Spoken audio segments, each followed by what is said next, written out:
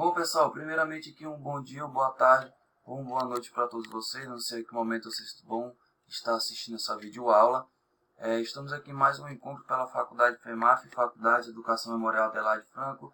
Estamos em mais um dia de encontro na disciplina de Fisiologia do Exercício. Onde na aula passada, pessoal, a gente conversou muito, só um momento, sobre o que? A homeostasia ou homeostase. A gente deu início a esse conteúdo e também a uma pequena introdução da fisiologia do exercício. Hoje está sendo apenas o nosso segundo encontro da nossa disciplina. Então, hoje a gente vai estudar o quê? Vamos finalizar a homeostasia, entender o que ela faz no nosso corpo quando ela está em repouso, entender o porquê que ela deixa o nosso corpo em equilíbrio quando a gente vamos falar de feedback positivo e feedback negativo, ok?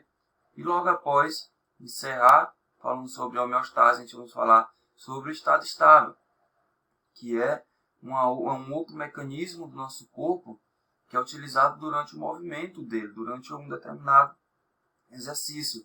E daí vocês vão entender o quê? Que é totalmente diferente a homeostasia para o estado estável. Diferente em que, pessoal? Que uma trabalha em repouso e outra trabalha em movimento.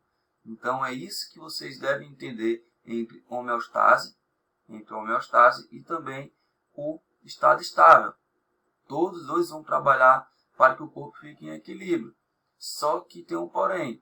Um é em estado de repouso e outro em movimento, em exercício. Ok? Então vamos lá, pessoal. E nós vimos na aula passada, nosso corpo falou muito de quê, né? Falamos muitos de células, os nutrientes que são importantes para elas e como que ela consegue manter nosso corpo em equilíbrio. Aqui, pessoal, temos aqui o exemplo desse gráfico aqui ao lado, onde a gente vamos entender sobre o que é o feedback negativo e o feedback positivo, que pode se tornar um ciclo vicioso do corpo, né? Então vamos lá, pessoal. O que é esse feedback negativo, né? Esse feedback negativo, pessoal, vamos supor que você consome alguns alimentos aí com bastante açúcar, né?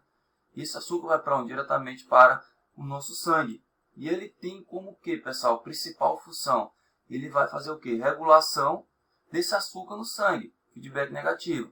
Que isso vai fazer o que? Manter o equilíbrio da quantidade de açúcar no sangue. Ele vai fazer o que? Que a glucose dele aumenta, a sua produção de insulina no pâncreas vai ser mais ainda, um consumo desses alimentos. Que tipo de alimentos, pessoal? Como pirulitos, sorvetes, alimentos que consomem bastante açúcar, independentemente desses aqui que eu estou citando para vocês, mas qualquer alimento aí que contém bastante açúcar. E ele vai para onde, pessoal? Como eu falei, vai diretamente para nossas correntes sanguíneas. E ele vai converter em quê? Vai converter em glicogênio. E o glicogênio, pessoal, eles são o quê? Fontes energéticas para o nosso corpo. Só que ele em excesso demais para o nosso corpo pode ser o quê? Pode ser maléfico para nós. Então o feedback negativo, ele tem essa função de quê? De manter os níveis equilíbrios também de açúcar no nosso sangue. Feedback negativo, uma das funções deles. Aí ele vem, pessoal, ele fala também, falar também para vocês sobre o feedback negativo, que ele trabalha como também a regulação temporal do nosso corpo. O hipotálamo, que é encontrado no nosso cérebro, ele tem sensores aí de temperatura, né? Por exemplo, que é para manter a temperatura do nosso corpo. Ele que vai identificar essa temperatura do nosso corpo. Então, se você está sentindo frio, ele vai jogar sinais que você está sentindo frio para o seu corpo, né? Então, quando você está quente, ele vai ter uma forma de quê? Controlar a temperatura do seu corpo, manter aquele equilíbrio ideal para o seu corpo. Então, até citei para vocês um equilíbrio de 37 graus, que é o equilíbrio normal do nosso corpo. Aí daí que entra o estado estável. Quando você está em estado de exercício, a temperatura do seu corpo fica maior. Daí é que entra o estado estável, poder manter o equilíbrio para manter o corpo em equilíbrio. Mas vocês vão ver aqui daqui a pouquinho no estado estável. Como eu falei para vocês, pessoal, feedback negativo, ele tenta manter o seu corpo em equilíbrio. Só que não como no feedback positivo. Vamos aqui, ó, no feedback positivo, pessoal. Você vê aqui a quantidade de horas, dependendo do sangramento que vocês podem ter, né? Recuperação do bombeamento cardíaco, causado por feedback negativo após a remoção de 1 litro de sangue de circulação. A amostra é causada pelo feedback positivo quando 2 litros de sangue são removidos. O que acontece aqui, pessoal, com o feedback positivo? O feedback positivo, quando você perde muito sangue, não vou usar a utilização de uma artéria, né? Rompimento de uma artéria, porque o rompimento de uma artéria, você rompe ela, questão de 5 minutos, 10 minutos você já está praticamente morto se vocês não conseguirem estampar o sangramento. Mas vamos lá. O que acontece aqui na perda de sangue, né? Quando você tem a perda de sangue, você tem o quê? Queda da pressão arterial e o ciclo sanguíneo pelo coração também fica muito pouco. Que isso vai ocasionar aqui, pessoal, vai ocasionar algumas falências no nosso corpo. O coração vai enfraquecer e não vai bombear sangue para o nosso corpo, que é essencial para os nossos tecidos e musculatura, para o quê? Irrigar todos esses órgãos e tecidos levando seus nutrientes, para que o nosso corpo funcione perfeitamente em equilíbrio, que é o que a homeostase faz em repouso, pessoal. Entendeu? Mas só que às vezes também ele pode ser benéfico ou também maléfico, né? Como eu falei, ele pode ser maléfico, o feedback positivo. Ele pode ser maléfico, quando você pode perder tanto sangue que pode ocasionar a morte, mas como, por exemplo, ele pode ser benéfico, como, por exemplo, a gravidez, né? A mulher perde muito sangue, que é necessário ela perder esse sangue para que não aconteça uma hemorragia interna na mulher, né? Então, às vezes ele pode ser um feedback positivo, que pode ser maléfico, mas também pode ser benéfico, ok? Então, o feedback positivo tem esses lados. O negativo, ele tenta manter o corpo em equilíbrio. O feedback positivo, ele tenta manter a função do nosso corpo. Ele tenta manter a função do nosso corpo. Até consegue, mas ele pode se tornar o quê? Um ciclo vicioso. Como eu falei para vocês, a perda de sangue, que acontece o quê? A queda da pressão arterial e o ciclo cardíaco não vai funcionar perfeitamente com feedback positivo se você está perdendo aqui uma grande quantidade de sangue.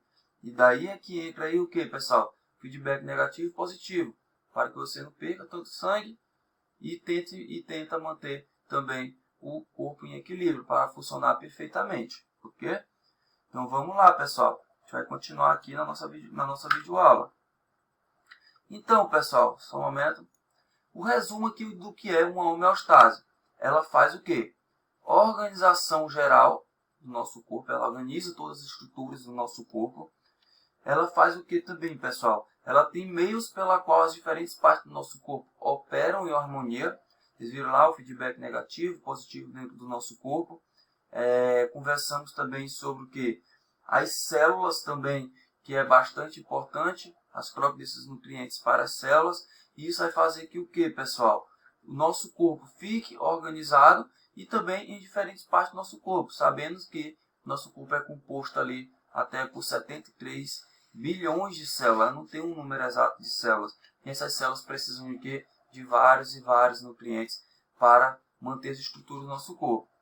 E outra coisa, pessoal, cada estrutura funcional contribui com sua parcela. Então, o que acontece? Vocês viram aqui, pessoal, do nosso corpo, na introdução da aula passada da fisiologia e sobre a homeostase, o nosso corpo é responsável pelo quê?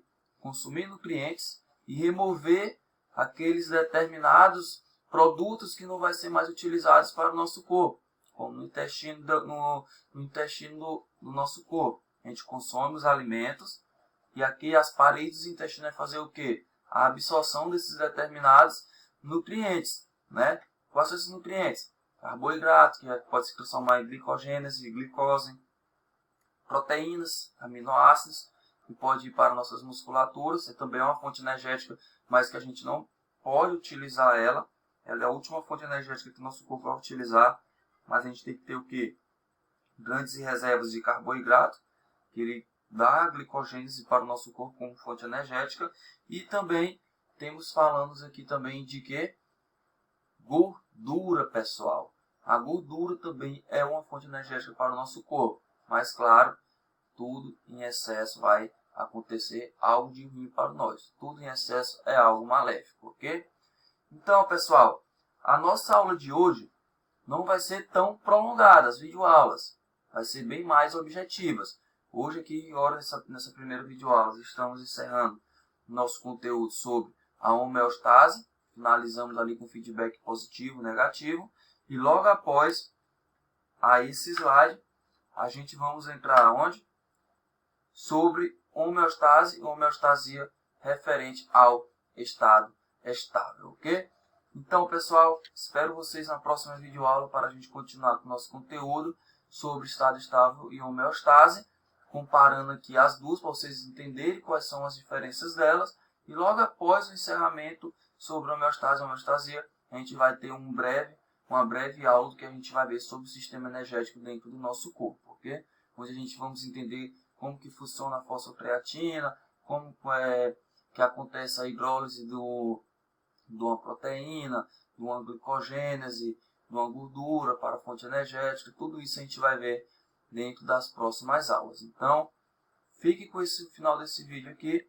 A gente vai para um próximo vídeo falando sobre estado estável, ok? Então, espero vocês na próxima videoaula e até lá, pessoal.